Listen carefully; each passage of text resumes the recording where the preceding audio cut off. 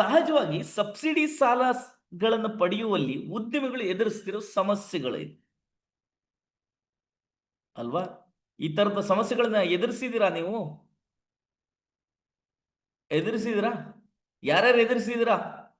ಎದುರಿಸಿದ್ರೆ S ಅಂತ ಹಾಕಿ, ಇಲ್ಲ ಅಂದ್ರೆ ನೋ ಅಂತ ಹಾಕಿ. ಸೊ ಪಕ್ಕದಲ್ಲಿ ನಿಮಗೆ ಚಾಟ್ ಬಾಕ್ಸ್ ಕಾಣ್ತಾ ಇದೆಯಲ್ಲ? ಸೊ ತುಂಬಾ ಜನಕ್ಕೆ ಆಸಕ್ತಿ ಇದೆ, ಇಂಟ್ರೆಸ್ಟ್ ಇದೆ.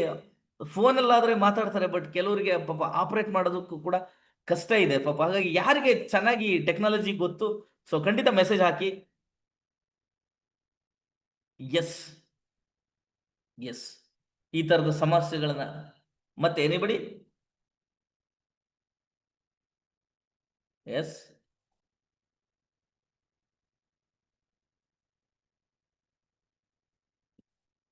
ಸಮಸ್ಯೆಗಳನ್ನು ಎದುರಿಸಿದೀವಿ. ಯಾವ ರೀತಿಯ ಸಮಸ್ಯೆಗಳನ್ನು ಎದುರಿಸಿದೀವಿ? ಮೊದಲನೇದಾಗಿ ಸ್ನೇಹಿತರೆ, ಮಾಹಿತಿಯ ಕೊರತೆ.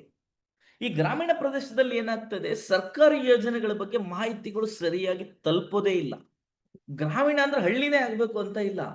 ಈ ನಗರ ಕೇಂದ್ರಗಳಿಂದ ಒಂದಷ್ಟು ಹೊರಗಿದ್ರೆ, ಅಥವಾ ನಗರ ಕೇಂದ್ರದಲ್ಲಿನೇ ಒಂದಷ್ಟು ಹೊರ ವಲಯಗಳು, ಸೊ ಒಂದು ಪ್ರೈಮ್ ಪ್ಲೇಸ್ ಅಲ್ಲಿ ಇರುವಂತ ಕೆಲವೊಬ್ಬ ವ್ಯಕ್ತಿಗಳಿಗೆ ಮಾತ್ರ ಮಾಹಿತಿ ತಲುಪ್ತಾ ಇದೆ. ಬಿಟ್ರೆ ಇಡೀ ದೇಶದಾದ್ಯಂತ ಯಾರು ಅರ್ಹರಿದ್ದಾರೆ ಅವರಿಗೆ ಮಾಹಿತಿಗಳು ತಲುಪ್ತಾ ಇಲ್ಲ ಸ್ನೇಹಿತರೆ. ಮೊದಲನೇದಾಗಿ ಇದನ್ನ ನೆನ್ಪಿಟ್ಕೊಳ್ಳಿ, ಮಾಹಿತಿಯ ಕೊರತೆ. ನಿಮಗೆ ಸಬ್ಸಿಡಿ ಸಿಗ್ತಾ ಇಲ್ಲ ಅಥವಾ ಸಿಕ್ಕಿಲ್ಲ ಅಂತಂದ್ರೆ ಅದು ನಿಮ್ಮ ಲೋಪ ಅಲ್ಲ, ನಿಮ್ಮ ತಪ್ಪಲ್ಲ, ನಿಮಗೆ ಮಾಹಿತಿ ತಲುಪಿಲ್ಲ. ಸೊ ಹಾಗೆ ಮಾಹಿತಿ ತಲುಪದೇ ಇರೋದ್ರಿಂದ ನಿಮಗೆ ಈ ಸಬ್ಸಿಡಿಯನ್ನ ಇದುವರೆಗೂ ತಗೊಳ್ಳೋದಕ್ಕೆ ಸಾಧ್ಯ ಆಗಿಲ್ಲ ಸ್ನೇಹಿತರೆ. ಅದಾದ ನಂತರ ಈ ಸಾಮಾಜಿಕ ಜಾಲತಾಣಗಳಿದಾವೆ. ಈ ಸಾಮಾಜಿಕ ಜಾಲತಾಣಗಳಲ್ಲಿ ಈ ತಪ್ಪು ಮಾಹಿತಿಗಳು ಬಿತ್ತರ ಆಗ್ತವೆ, ರಾಂಗ್ ಇನ್ಫಾರ್ಮೇಶನ್ಸ್. ಸೊ ಈ ತರದ ರಾಂಗ್ ಇನ್ಫಾರ್ಮೇಶನ್ಗಳಿಂದಾಗಿ ಕೂಡ ನಮಗೆ ಸಬ್ಸಿಡಿ ತಗೊಳ್ಳೋದಕ್ಕೆ ಭಯ ಆಗ್ತಾ ಇದೆ. ತಗೊಳ್ಳೋದಕ್ಕೆ ಭಯ ಹೋಗ್ಲಿ, ಅದ್ರ ಬಗ್ಗೆ ಚರ್ಚೆ ಮಾಡೋದಕ್ಕೆ ಭಯ ಆಗ್ತಾ ಇದೆ. ನಾವು ಅದ್ರ ಬಗ್ಗೆ ಮಾಹಿತಿ ತಗೊಳ್ಳೋದಕ್ಕೆ ಭಯ ಆಗ್ತಾ ಇದೆ. ಸೊ ಹಾಗಾಗಿ ಸ್ನೇಹಿತರೆ, ಈ ತರದ ತಪ್ಪು ಮಾಹಿತಿಗಳನ್ನ ನಾವು ಯಾವುದು ಸರಿ ಯಾವುದು ತಪ್ಪು ಅಂತ ಹೇಳಿ ಗುರುತಿಸಬೇಕಾಗಿದೆ ಸ್ನೇಹಿತರೆ. ಅದರ ಜೊತೆಗೆ ಭಾಷಾ ಅಡಚಣೆ. ಸೊ ಇದು ಗಂಭೀರವಾದ ವಿಚಾರ ಸ್ನೇಹಿತರೆ. ಸೊ ಭಾಷಾ ಅಡಚಣೆ ಅಂತ ಹೇಳಿದ್ರೆ ಎಷ್ಟೋ ಜನಕ್ಕೆ ನಾಲೆಡ್ಜ್ ಇದೆ. ಸೊ ತುಂಬಾ ಜನಕ್ಕೆ ಇಂಗ್ಲಿಷ್ ಬರುತ್ತೆ, ತುಂಬಾ ಜನಕ್ಕೆ ಹಿಂದಿ ಬರುತ್ತೆ. ಯಾರಿಗೆ ಹಿಂದಿ ಇಂಗ್ಲಿಷ್ ಚೆನ್ನಾಗಿ ಬರುತ್ತೋ ಅವರೆಲ್ಲರಿಗೂ ಕೂಡ ಈ ಮಾಹಿತಿಗಳನ್ನು ಈಸಿಯಾಗಿ ತಗೊಳ್ಳಂತಹ ಸಾಮರ್ಥ್ಯ ಇದೆ. ಆದರೆ ಇದ್ಯಾವುದೂ ಗೊತ್ತಿಲ್ಲದೆ ಇರುವ ಈ ನಮ್ಮ ಮಾತೃಭಾಷೆ ಕನ್ನಡವನ್ನೇ ಮೈಗೂಡಿಸ್ಕೊಂಡಿರ್ತಕ್ಕಂಥ ನಮ್ಮ ಜನಗಳಿಗೆ ಸೊ ಭಾಷೆ ಅಡಚಣೆ ಅನ್ನೋ ಒಂದೇ ಕಾರಣಕ್ಕೆ ತುಂಬಾ ಜನಕ್ಕೆ ಸಬ್ಸಿಡಿ ಸಿಗ್ತಾ ಇಲ್ಲ, ಸೌಲಭ್ಯಗಳು ಸಿಗ್ತಾ ಇಲ್ಲ, ಅವರು ಉದ್ಯಮಗಳನ್ನು ಮಾಡಕ್ಕಾಗ್ತಾ ಇಲ್ಲ, ಸೊ ವ್ಯಾಪಾರನ ಮಾಡೋದಕ್ಕೆ ಕಷ್ಟ ಆಗ್ತಾ ಇದೆ. ಹಾಗಾಗಿನೇ ಆ ಭಾಷಾ ಅಡಚಣೆಯನ್ನ ತೊಡೆದು ಹಾಕಿ ಕನ್ನಡದಲ್ಲಿ ನಾವು ಈ ಹೊಸ ಉದ್ಯಮಗಳಿಗೆ, ನವ ಉದ್ಯಮಗಳಿಗೆ ಮಾಹಿತಿಯನ್ನ ನೀಡಬೇಕು ಅನ್ನೋ ಕಾರಣಕ್ಕೆ ಈ ಉದ್ಯಮ ಮಿತ್ರವನ್ನ ಪ್ರಾರಂಭ ಮಾಡಿದೀವಿ. ಮೂಲತಃ ಕನ್ನಡದ ಮೂಲ ನೆಲದಿಂದ ಬಂದಂತ ನಾವುಗಳು ಕನ್ನಡದ ಮೇಲೆ ವಿಶೇಷವಾದ ಅಭಿಮಾನ, ಪ್ರೀತಿಯನ್ನು ಇಟ್ಕೊಂಡಿರೋದ್ರಿಂದ ಸೊ ಕನ್ನಡಿಗರಿಗೆ ಸೊ ಈ ತರದ ಒಂದಷ್ಟು ಉಪಯೋಗಗಳು ಆಗಬೇಕು ಅಂತಂದ್ರೆ ಆ ಭಾಷೆಯಿಂದ ಆಗ್ತಕ್ಕಂಥ ಸಮಸ್ಯೆಯನ್ನ ನಾವು ಬದಿಗಿಡಬೇಕು. ಅಂದ್ರೆ ಕನ್ನಡದಲ್ಲಿ ನಾವು ಉದ್ಯಮಕ್ಕೆ ಸಂಬಂಧಪಟ್ಟ ಮಾಹಿತಿಗಳನ್ನು ಕೊಡಬೇಕು ಅನ್ನೋ ಕಾರಣಕ್ಕೆ ಉದ್ಯಮ ಮಿತ್ರ ಕನ್ನಡದಲ್ಲಿ ಈ ಒಂದು ವೆಬಿನಾರ್ಗಳನ್ನ, ಮಾಹಿತಿಗಳನ್ನ ಕೊಡ್ತಾ ಇದೆ ಸ್ನೇಹಿತರೆ. ಅದಾದ ನಂತರ ಇನ್ನೊಂದು ಇಂಪಾರ್ಟೆಂಟ್ ಪ್ರಕ್ರಿಯೆ ಏನು? ಅರ್ಜಿ ಸಲ್ಲಿಕೆ ಪ್ರಕ್ರಿಯೆ. ಸಂಕೀರ್ಣವಾದ ಅರ್ಜಿ ಸಲ್ಲಿಕೆ ಪ್ರಕ್ರಿಯೆ. ಸೊ ಅರ್ಜಿ ಸಲ್ಲಿಸೋ ಪ್ರಕ್ರಿಯೆ ಇದೆಯಲ್ಲ, ಇದು ತುಂಬಾ ಸಂಕೀರ್ಣವಾಗಿದೆ, ಕಷ್ಟಕರವಾಗಿದೆ. ಯಾಕೆ? ಈ ಸಬ್ಸಿಡಿ ಸಾಲಗಳು ಸಾಕಷ್ಟಿದೆ ಸ್ನೇಹಿತರೆ. ಇದನ್ನ ತಾವು ತುಂಬಾ ಗಂಭೀರವಾಗಿ ಇದನ್ನ ಕೇಳ್ಬೇಕು. ಯಾಕಂದ್ರೆ ನೀವು ಕೂಡ ಈಗ ಸಬ್ಸಿಡಿ ಅಂದ ತಕ್ಷಣನೇ ಎಲ್ಲ ಒಂದೇ ರೀತಿಯ ಸಬ್ಸಿಡಿ ಅಂತ ಭಾವಿಸಿರ್ತೀರಾ. ಎಲ್ಲರೂ ಒಂದೇ ರೀತಿಯ ಭಾವಿಸಿರ್ತೀರಾ. ಸೊ ಆ ತರ ಸೊ ಗಂಭೀರವಾಗಿ ಕೇಳ್ತಾ ಇದ್ದೀರಾ ಸ್ನೇಹಿತರೆ? ಕೇಳ್ತಾ ಇದ್ರೆ ಎಸ್ ಅಂತ ಹಾಕಿ ಸರ್, ಇಲ್ಲ ಅಂದ್ರೆ ನೋ ಅಂತ ಹಾಕಿ. ಕೇಳ್ತಾ ಇದ್ದೀರಾ? ಕೇಳಿಸ್ತಾ ಇದೆಯಾ? Yes. Okay, okay, okay, okay. Okay, ಇದು ಎಷ್ಟು ಗಂಭೀರವಾದ ವಿಚಾರ ಅಂದ್ರೆ ಸ್ನೇಹಿತರೆ, ಈ ಉದಾಹರಣೆಗೆ ಒಂದು ಕಾರ್ ವೆಹಿಕಲ್ ನನಗೆ ಹೇಳ್ತೀನಿ ನಿಮಗೆ, ನೀವು ಒಂದು ಸಬ್ಸಿಡಿನ ಕಾರ್ ತಗೋಬರೋದಕ್ಕೆ ಸಬ್ಸಿಡಿಗೆ ಅಪ್ಲೈ ಮಾಡ್ತೀರಾ. ಇಲ್ಲಿ ಸಬ್ಸಿಡಿ ಯೋಜನೆಗಳಲ್ಲಿ ಎರಡು ತರ ಯೋಜನೆಗಳಿದಾವೆ. ಒಂದು ಕೇಂದ್ರ ಸರ್ಕಾರದ ಯೋಜನೆಗಳು, ಒಂದು ರಾಜ್ಯ ಸರ್ಕಾರದ ಯೋಜನೆಗಳು. ಕೇಂದ್ರ ಸರ್ಕಾರದ ಯೋಜನೆಗಳಲ್ಲೂ ನೇರವಾಗಿ ಅರ್ಜಿಯನ್ನ ಹಾಕ್ತೀರಾ, ಅದಾದ ನಂತರ ನಿಮ್ಮ ಪ್ರಕ್ರಿಯೆಗಳು ನಡೀತದೆ, ಆ ಪ್ರೊಸೀಜರ್ ಅನ್ನ ನೀವು ಮುಂದೆ ತಿಳ್ಕೋಬಹುದು. ರಾಜ್ಯ ಸರ್ಕಾರದ ಯೋಜನೆಗಳಲ್ಲೂ ಕೂಡ ನೇರವಾಗಿ ಅರ್ಜಿಗಳನ್ನು ಹಾಕ್ತೀರಾ, ಆದರೆ ರಾಜ್ಯ ಸರ್ಕಾರಗಳಲ್ಲಿ ನಿಮಗೆ ತುಂಬಾ ವಿಭಾಗಗಳು ಬರ್ತದೆ. ಸೊ SC ನಿಗಮ, ST ನಿಗಮ, ದೇವರಾಜ ಅರಸ್ ನಿಗಮ, ಅಂಬಿಗರ ಚೌಡಯ್ಯ ನಿಗಮ, ಮಡಿವಾಳ ಮಾಚಿದೇವ ನಿಗಮ, ವೀರಶೈವ ನಿಗಮ, ಬ್ರಾಹ್ಮಣ ನಿಗಮ, ಸೊ ಅಲ್ಪಸಂಖ್ಯಾತ ನಿಗಮ, ಹೀಗೆ ನೂರಾರು ನಿಗಮಗಳಿದಾವೆ ಕರ್ನಾಟಕದಲ್ಲಿ. ನೀವು ಒಂದು ಟೂರಿಸ್ಟ್ ಕಾರ್ ತಗೋಬೇಕು ಅಂತಂದ್ರೆ ಒಂದೊಂದು ನಿಗಮದಲ್ಲಿ ಒಂದೊಂದು ರೀತಿಯ ನಿಯಮಗಳಿದಾವೆ, ಒಂದೊಂದು ನಿಗಮದಲ್ಲಿ ಒಂದೊಂದು ರೀತಿಯ ಪ್ರಕ್ರಿಯೆಗಳಿದಾವೆ, ಒಂದೊಂದು ನಿಗಮದಲ್ಲಿ ಒಂದೊಂದು ರೀತಿಯ ಆಯ್ಕೆಯ ಪ್ರಕ್ರಿಯೆಗಳಿದಾವೆ. ಸೊ ಆದ್ರೆ ಕೇಂದ್ರ ಸರ್ಕಾರದ ಯೋಜನೆಗಳಲ್ಲಿ, ಸೊ ಎಂಪ್ಲಾಯ್ಮೆಂಟ್ ಜನರೇಷನ್ ಪ್ರೋಗ್ರಾಮ್ ಅಲ್ಲಿ ಅವ್ರದ್ದು ಬೇರೆ ರೀತಿಯ ನಿಯಮಗಳಿದಾವೆ. ಸೊ ನಾವು ಏನ್ ಮಾಡ್ಬಿಡ್ತೀವಿ ಅಂತಂದ್ರೆ, ಇಲ್ಲಿ ಯಾವುದೋ ಒಂದು ಯೋಜನೆಯಲ್ಲಿ ಕಾರ್ ತಗೊಳಕ್ ಹೋದಾಗ ಸಬ್ಸಿಡಿ ಅಂದ ತಕ್ಷಣನೇ ಎಲ್ಲ ಸಬ್ಸಿಡಿ ಒಂದೇ ಅಲ್ಲ. ನೀವು ನೆನ್ಪಿಟ್ಕೊಳ್ಬೇಕಾಗಿರೋದು ಸ್ನೇಹಿತರೆ, ಸಬ್ಸಿಡಿ ಅಂದ ತಕ್ಷಣನೇ ಎಲ್ಲಾ ಸಬ್ಸಿಡಿಗಳು ಒಂದೇ ಅಲ್ಲ, ಒಂದೇ ತರ ಇರಲ್ಲ, ಒಂದೇ ರೀತಿ ಬರಲ್ಲ. ಸೊ ಇಲ್ಲಿ ಯಾವ್ದೋ ನಿಗಮಕ್ಕೆ ಯಾವ್ದೋ ಒಂದು ಕಂಪ್ಯೂಟರ್ ಸೆಂಟರ್ ಅಲ್ಲಿ ಅರ್ಜಿ ಹಾಕಿರ್ತಾರೆ, ಅಯ್ಯೋ ನಾನು ಹಾಕಿದ್ದೆ ಅವಾಗ ಹೋದ ವರ್ಷ, ನನಗೆ ಆಗ್ಲೇ ಇಲ್ಲ ಅದು ನನಗೆ. ಸೊ ಈ ತರ ಎರಡು ವಿಭಾಗಗಳಲ್ಲಿ ನಾವು ಕಾಣ್ತೀವಿ, ರಾಜ್ಯ ಸರ್ಕಾರದ ಯೋಜನೆಗಳು, ಕೇಂದ್ರ ಸರ್ಕಾರದ ಯೋಜನೆಗಳು. ಪ್ರತಿ ಯೋಜನೆಗಳು ಕೂಡ ವಿಭಿನ್ನವಾಗಿರ್ತವೆ, ನಿಮ್ಗೆ ಗೊತ್ತಿರ್ಲಿ. ಸೊ ಹಾಗಾಗಿ ನೀವು ಯಾರ್ದೋ ಹತ್ರ ಯಾವುದೋ ಅಭಿಪ್ರಾಯನ ತಿಳ್ಕೊಂಡು ನೀವು ನಿರ್ಧಾರಕ್ಕೆ ಬರುವುದರಲ್ಲಿ ಅರ್ಥ ಇಲ್ಲ ಸ್ನೇಹಿತರೆ. ಸೊ ಆ ರೀತಿಯ ನಿರ್ಧಾರಗಳನ್ನ ನೀವು ತಗೊಳ್ಳೋದಕ್ಕಿಂತ ಮುಂಚೆ ನೀವು ಯಾವ ಯೋಜನೆಯಲ್ಲಿ ಅಪ್ಲೈ ಮಾಡ್ತಾ ಇದ್ದೀರಾ, ನೀವು ಯಾವ ಯೋಜನೆಯಲ್ಲಿ ಅಪ್ಲೈ ಮಾಡ್ತಾ ಇದ್ದೀರಾ ಅನ್ನುವ ಸಂಪೂರ್ಣ ಚಿತ್ರಣವನ್ನ ನೀವು ಪಡಿಬೇಕಾಗತ್ತೆ ಸ್ನೇಹಿತರೆ. ಹಾಗಾಗಿ ಸೊ ನಿಮ್ಗೆ ಗೊತ್ತಿರ್ಲಿ ಸ್ನೇಹಿತರೆ, ಯಾರೋ ಗೊತ್ತಿಲ್ದಿರೋ ವ್ಯಕ್ತಿಗಳ ಹತ್ರ ಮಾಹಿತಿ ತಗೋಬೇಡಿ. ಸೊ ಯಾರು ಈ ಯೋಜನೆಗಳ ಬಗ್ಗೆ ಚೆನ್ನಾಗಿ ತಿಳ್ಕೊಂಡಿರ್ತಾರೆ, ಯಾವ ಪೋರ್ಟಲ್ಗಳಲ್ಲಿ, ಸೊ ಈಗೇನಾಗಿದೆ ಸಾಕಷ್ಟು ಪೋರ್ಟಲ್ಗಳಿದಾವೆ. PMEGP ಬೇರೆ ಪೋರ್ಟಲ್ ಇದೆ, PMFME ಬೇರೆ ಇದೆ, NLM ಬೇರೆ ಇದೆ, ಅದೇ ರೀತಿ ನಿಮಗೆ ದೇವರಾಜ ಅರಸಿಗೆ ಬೇರೆ ಇದೆ, ಅದೇ ರೀತಿ ಅಲ್ಪಸಂಖ್ಯಾತ ನಿಗಮ ಬೇರೆ ಇದೆ. ಸೊ ಈ ತರ ಟೂರಿಸಂ ಡಿಪಾರ್ಟ್ಮೆಂಟಿಗೆ ಬೇರೆ ಬೇರೆ ಇದೆ. ಸೊ ನಿಮಗೆ ಕಾರಿನ ಬಗ್ಗೆ ಹೇಳ್ತಾ ಇದೆ, ಕಾರಿನ ಅರ್ಧಕ್ಕೆ ಇಂಟರಪ್ಟ್ ಆಯ್ತು. ಸೊ ಕಾರು ನಿಮಗೆ ಟೂರಿಸಂ ಡಿಪಾರ್ಟ್ಮೆಂಟ್ ಅಲ್ಲಿ ಸಿಗುತ್ತೆ, ನಿಗಮ ಮಂಡಳಿಗಳಲ್ಲಿ ಸಿಗುತ್ತೆ, prime minister employment generation program ಅಲ್ಲಿ ಸಿಗುತ್ತೆ. ಸೊ ಈ ರೀತಿ ಅದಕ್ಕೋಸ್ಕರನೇ ಹಲವಾರು ಯೋಜನೆಗಳಿದಾವೆ. ಆದ್ರೆ ನಾವು ಏನ್ ಮಾಡ್ತೀವಿ, ಇಲ್ಲಿ ಯಾವುದೋ ಬೇರೆ ಸ್ಕೀಮ್ಗಳಲ್ಲಿ ಆಗಿರೋ ಸಮಸ್ಯೆ, ಅಂದ್ರೆ ಬೇರೆ ಸ್ಕೀಮ್ ಅಂತಂದ್ರೆ ಬೇರೆ ನಿಗಮದಲ್ಲಿ, ಬೇರೆ ಡಿಪಾರ್ಟ್ಮೆಂಟ್ ಅಲ್ಲಿ, ಬೇರೆ ಬ್ಯಾಂಕುಗಳಲ್ಲಿ, ಬೇರೆಯ ವ್ಯಕ್ತಿಗಳಿಗೆ ಆಗಿರೋ ಸಮಸ್ಯೆಗಳನ್ನ ನಮಿಗೂ ಹಂಗೆ ಆಗುತ್ತೆ ಅನ್ನೋ ಕಾರಣಕ್ಕೆ ನಾವು ಇನ್ನೂ ಗೊಂದಲದಿಂದ ಒಂದು ಹೆಜ್ಜೆ ಮುಂದೆ ಹೋಗಲ್ಲ. ಸೊ ಅದು ಬಹಳ ಸಾರಿ ನಮ್ಗೆ ಸಬ್ಸಿಡಿಗಳನ್ನು ತಗೊಳ್ಳೋದಕ್ಕೆ ಹಿಂದೇಟಾಗುತ್ತೆ. ಸೊ ಹಾಗಾಗಿ ಪ್ರತಿ ಒಂದು ಲೋನ್ ಡಿಫ್ರೆಂಟ್, ಪ್ರತಿ ಒಬ್ಬ ವ್ಯಕ್ತಿ ಡಿಫ್ರೆಂಟ್. ನಿಮ್ಗೆಲ್ಲರಿಗೂ ಗೊತ್ತಿರ್ಲಿ, ಒಂದೇ ತಂದೆ ತಾಯಿಗೆ ಹುಟ್ಟುವ ಎರಡು ಮಕ್ಕಳು ಕೂಡ ವಿಭಿನ್ನವಾಗಿ ಇರ್ತವೆ, ಬೇರೆ ಬೇರೆಯಾಗಿ ಇರ್ತವೆ. ಸೊ ಹಾಗಾಗಿನೇ ಹೇಳ್ತಾರೆ ಎವ್ರಿ ಡಿಲಿವರಿ ಈಸ್ ಡಿಫ್ರೆಂಟ್. ಅದೇ ರೀತಿ ಪ್ರತಿ ಲೋನು ಕೂಡ ಡಿಫ್ರೆಂಟ್.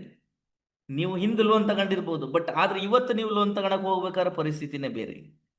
ನೀವು ಹೇಳ್ಬೋದು ಲೋನ್ ನನ್ಗೇನ್ ಸರ್ ಬ್ಯಾಂಕಿಗೆ ಹೋದ್ರೆ ಕೊಟ್ಬಿಡ್ತಾರೆ, ನಾವು ತಗೊಳ್ತೀವಿ ಅಂತ ಹೇಳಿ. ನೋಡಿ ಸ್ನೇಹಿತರೆ, ನೀವೇನಾದ್ರೂ ಸರ್ಕಾರಿ ಎಂಪ್ಲಾಯ್ ಆಗಿದ್ದು ಪರ್ಸನಲ್ ಲೋನ್ ತಗೋಬೇಕು ಅಂತ ಇದ್ರೆ ನೀವು ಈ ವೆಬಿನಾರ್ ಕೇಳೋ ಅವಶ್ಯಕತೆ ಇಲ್ಲ, ನೀವು ತಗೋಬಹುದು. ನನ್ನ ಹತ್ರ ಜಮೀನಿದೆ, ನಾನು ಜಮೀನನ್ನ ಅಗ್ರಿಕಲ್ಚರ್ ಲೋನ್ ತಗೊಂತೀನಿ ಅಂದ್ರೆ ಎಸ್, ಈ ವೆಬಿನಾರ್ ಅವಶ್ಯಕತೆ ಇಲ್ಲ, ನೀವು ಅದನ್ನ ಹೋಗಿ ಕೊಟ್ರೆ ಆಗುತ್ತೆ. ಇಲ್ಲ ನನ್ನ ಹತ್ರ ಗೋಲ್ಡ್ ಇದೆ, ಅಡ ಇಟ್ಟು ನಾನು ತಗೊಳ್ತೀನಿ ಅಂದ್ರೆ ಎಸ್ ಮಾಡಿ, ಅದಕ್ಕೂ ಅಭ್ಯಂತರ ಇಲ್ಲ.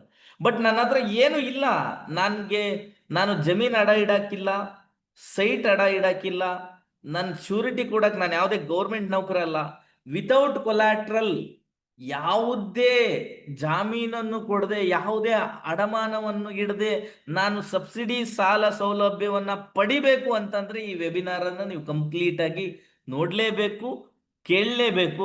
ಯಾವ್ದಾದ್ರು ಒಂದು ಕಂಟೆಂಟ್ ನಿಮಗೆ ಮಿಸ್ ಆದ್ರೂ ಕೂಡ ನಿಮ್ಮ ಸಬ್ಸಿಡಿ ಕೈ ತಪ್ಪೋ ಸಾಧ್ಯತೆ ಇರ್ತದೆ ಸ್ನೇಹಿತರೆ. ಸೊ ಮೊದಲನೇದು, ತುಂಬಾ ವೆರೈಟಿ ಆಫ್ ಏನು ಸ್ಕೀಮ್ಸ್ ಇರೋದ್ರಿಂದ ನಿಮಗೆ ಕನ್ಫ್ಯೂಷನ್ ಆಗ್ಬೋದು. ಹಾಗಾಗಿ ಅರ್ಜಿದಾರರು ಗೊಂದಲಕ್ಕೊಳಗಾಗಬಾರ್ದು, ಗೊಂದಲಕ್ಕೊಳಗಾಗದೇ ಇರಬೇಕು ಅನ್ನೋದು ಈ ಒಂದು ವೆಬಿನಾರ್ನ ಉದ್ದೇಶ. ಹಾಗಿರ್ಬೇಕು ಅಂದ್ರೆ ನಿಮಗೆ ಮಾಹಿತಿ ಇರಬೇಕು. ಎರಡನೇದು, ಹೆಚ್ಚಿನ ಕಾಗದ ಪತ್ರಗಳು ಅಂತ ಕರೀತಾರೆ. ಹೆಚ್ಚಿನ ಕಾಗದ ಪತ್ರವನ್ನು ಬಹಳ ಡಾಕ್ಯುಮೆಂಟ್ ಕೇಳ್ತಾರೆ, ಆ ಡಾಕ್ಯುಮೆಂಟ್ ಕೇಳ್ತಾರೆ, ಈ ಡಾಕ್ಯುಮೆಂಟ್ ಕೇಳ್ತಾರೆ, ನಂಗೆ ಗೊತ್ತಿಲ್ಲ ಅದು ಮಾಡೋದು ಹೆಂಗೆ. ಎಸ್, ನಿಮಗೆ ಗೊತ್ತಿಲ್ಲ. ಯಾಕೆ ಗೊತ್ತಿಲ್ಲ? ನಿಮ್ಗೆ ಅದ್ರ ಬಗ್ಗೆ ನಾಲೆಡ್ಜ್ ಇಲ್ಲ. ನೀವು ಬಿಸ್ನೆಸ್ ಅನ್ನು ತುಂಬಾ ಚೆನ್ನಾಗಿ ಮಾಡ್ತೀರಾ, ಆದ್ರೆ ಕಾಗದ ಪತ್ರಗಳ ಬಗ್ಗೆ ನಿಮಗೆ ಗೊತ್ತಿಲ್ಲ. ಸೊ ಕಾಗದ ಪತ್ರಗಳು ಈಸಿ ಥಿಂಗ್ಸ್, ಬಹಳ ಚಿಕ್ಕ ವಸ್ತುಗಳು, ಚಿಕ್ಕ ಚಿಕ್ಕ ಕಾಗದಗಳು, ಅವೇನ್ ದೊಡ್ಡ ಕಾಗದಗಳನ್ನ ಯಾರು ಕೇಳಲ್ಲ. ನಿಮ್ಮ ಹತ್ರ ಇರೋವನ್ನೇ ಕೇಳ್ತಾರೆ. ಬಟ್ ಅದು ಹೇಗೆ ಮಾಡೋದು, ಅದನ್ನು ಹೇಗೆ ಪಡೆಯೋದು ಅಂತ ನಿಮಗೆ ಗೊತ್ತಿರಲ್ಲ. ಸೊ ಹಾಗಾಗಿ ಈ ದೊಡ್ಡ ದೊಡ್ಡ ಲೋನ್ಗಳು, ಸಬ್ಸಿಡಿಗಳನ್ನ ನೀವು ಕಳ್ಕೊಳ್ತೀರಾ. ಹಾಗೆ ಆಗಬಾರ್ದು ಅಂತಂದ್ರೆ ಸ್ನೇಹಿತರೆ, ಈ ತರದ ವೆಬಿನಾರ್ಗಳು ನಿಮಗೆ ಸಪೋರ್ಟ್ ಮಾಡುತ್ತೆ. ಆ ತರ ಕಾಗದ ಪತ್ರಗಳನ್ನ ನೀವು ಹೇಗೆ ಸಿದ್ಧಪಡಿಸ್ಕೋಬೇಕು, ಹೇಗೆ ರೆಡಿ ಮಾಡ್ಕೋಬೇಕು ಅನ್ನೋದನ್ನ ಈ ತರದ ವೆಬಿನಾರ್ಗಳು ಮತ್ತೆ ಈ ತರದ ಸಂಸ್ಥೆಗಳು ನಿಮಗೆ ಸಹಾಯ ಮಾಡುತ್ತದೆ ಸ್ನೇಹಿತರೆ. ಅದ್ರ ಜೊತೆಗೆ ಮಾರ್ಗದರ್ಶನದ ಕೊರತೆ. ಸೊ ಯಾರು ನಿಮಗೆ ಸರಿಯಾದ ಮಾರ್ಗದರ್ಶನ ಕೊಡ್ತಾರೆ ಸ್ನೇಹಿತರೆ? ನೀವು ಸರ್ಕಾರಿ ಇಲಾಖೆ ಹೋಗ್ತೀರಾ, ಯಾರು ನಿಮ್ಮ ಹತ್ರ 1 ಗಂಟೆ ಕೂತು ಈ ಮಾಹಿತಿನ ಹೇಳ್ತಾರೆ? ಬ್ಯಾಂಕಿಗೆ ಹೋಗ್ತೀರಾ, ಯಾರು 1 ಗಂಟೆ ಕೂತು ನಿಮಗೆ ಬ್ಯಾಂಕಲ್ಲಿ ಮಾಹಿತಿ ಹೇಳ್ತಾರೆ? ಅಥವಾ ಊರಲ್ಲಿ ಯಾವ್ದು ನಾಯಕರಿಗೆ ಕೇಳ್ತೀರಾ ನೀವು, ಯಾರು ಇದ್ರ ಬಗ್ಗೆ ಇಂಥ ಸ್ಕೀಮ್ ಹಿಂಗಿದೆ ಅಂತ 1 ಗಂಟೆ ನಿಮಗೆ ಮಾಹಿತಿ ಕೊಡ್ತಾರೆ? ಇಲ್ಲ ಸ್ನೇಹಿತರೆ, ಯಾರು ಕೂಡ, ಯಾರಿಗೂ ಸಮಯ ಇಲ್ಲ. ಅವ್ರೇನ್ ಪಾಪ ಯಾರಿಗೂ ಹೇಳ್ಬಾರ್ದು ಅಂತ ಅಲ್ಲ, ಸಮಯ ಇಲ್ಲ. ಬ್ಯಾಂಕ್ಗೆ ಹೋದ್ರೆ ಬ್ಯಾಂಕ್ ತುಂಬಿಕೊಂಡಿರುತ್ತೆ, ಡಿಪಾರ್ಟ್ಮೆಂಟ್ಗೆ ಹೋದ್ರೆ ಡಿಪಾರ್ಟ್ಮೆಂಟ್ ತುಂಬಿಕೊಂಡಿರುತ್ತೆ. ಇದ್ರ ಮಧ್ಯದಲ್ಲಿ ಅವ್ರಿಗೆ ನನಗಿರೋ ಕಷ್ಟ ಅರ್ಥ ಆಗಲ್ಲ. ಸೊ ಹಾಗಾಗಿ ಅವ್ರಿಗೆ ಏನಾಗುತ್ತೆ, ಈ ಮಾರ್ಗದರ್ಶನದ ಮಾಡೋದಕ್ಕೆ ಅವ್ರಿಗೆ ಟೈಮ್ ಇರಲ್ಲ. ಸೊ ಹಾಗಾಗಿ ಅವ್ರಿಗೆ ಟೈಮ್ ಇಲ್ಲ. ಬಟ್ ನಮಗೆ ಬೇಕಾಗಿದೆ. ನಿಮಗೆ ಬೇಕು ಅಂದ್ರೆ ಈ ತರ ಉದ್ಯಮ ಮಿತ್ರ ತರ ತುಂಬಾ ಜನ ನಿಮಗೆ ಗೈಡೆನ್ಸ್ ಮಾಡ್ತಾರೆ. ಆದ್ರೆ ಅವರು ಯಾರು ಅನ್ನೋದ್ರ ಬಗ್ಗೆ ಸರಿಯಾಗಿ ತಿಳ್ಕೊಂಡು ನೀವು ಮಾಡ್ಬೇಕಾಗುತ್ತೆ. ಯಾಕಂದ್ರೆ ಈಗ ನಿಮ್ಗೆ ಇನ್ನೊಂದು ಇಂಪಾರ್ಟೆಂಟ್ ಹೇಳ್ತಾ ಇದ್ದೀನಿ.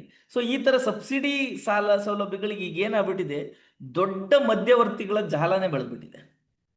ಇದಕ್ಕೆ ಸಾಕಷ್ಟು ಜನ ಏಜೆಂಟ್ರುಗಳು ಬಂದಿದ್ದಾರೆ, ಬ್ರೋಕರ್ಗಳು ಬಂದಿದ್ದಾರೆ. ಸೊ ಅದರಲ್ಲಿ ಒಳ್ಳೆ ಬ್ರೋಕರ್ಸ್ ಇದ್ದಾರೆ, ಒಳ್ಳೆ ಏಜೆಂಟ್ಸ್ ಇದ್ದಾರೆ.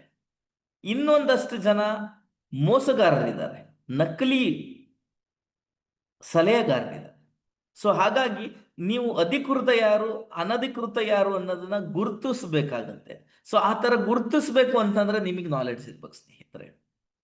ಸೊ ಬ್ರೋಕರ್ ಅಲ್ಲೂ ಕೂಡ ತುಂಬಾ ಒಳ್ಳೆ ಬ್ರೋಕರ್ಸ್ ಇದ್ದಾರೆ, ನಿಮಗೆ ಹೆಲ್ಪ್ ಮಾಡ್ತಾರೆ, ನಿಮಗೆ ಸಂಪೂರ್ಣವಾದ ಮಾರ್ಗದರ್ಶನವನ್ನು, ಇಂಚಿಂಚು ಮಾರ್ಗದರ್ಶನವನ್ನು ಕೊಡ್ತಾರೆ.